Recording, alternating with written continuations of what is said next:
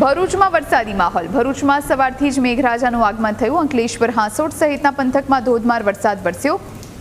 એક દિવસના ટૂંકા વિરામ બાદ મેઘરાજાની ફરીથી એન્ટ્રી થઈ છે.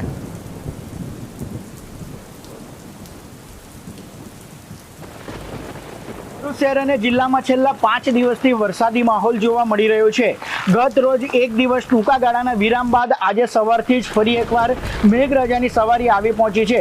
ભરૂચના અંકલેશ્વર અને હાંસોટ પંથકમાં આજે સવારથી જ જે ધોધમાર વરસાદ છે તે વરસી રહ્યો છે. ખેતીલાયક વરસાદ વરસતા ખેડૂતોએ વાવણી કાર્યના પણ શ્રી ગણેશ કર્યા છે. ત્યારે ચોમાસાના પ્રારંભે જ ધોધમાર વરસાદ વરસી જતા હવે ખેડૂતોએ રાહતનો શ્વાસ લીધો છે.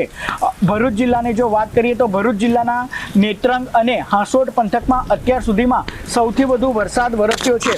તો બીજી તરફ ભરૂચ, અંકલેશ્વર, આમોદ, જંબુસર, વાલિયા, ઝઘડિયા તેમજ નેત્રંગ સહિતના પંથકોમાં પણ સાર્વત્રિક વરસાદ નોંધાયો છે. ત્યારે ફરી એકવાર વરસાદ વરસતા વાતાવરણમાં ઠંડક પ્રસરી છે.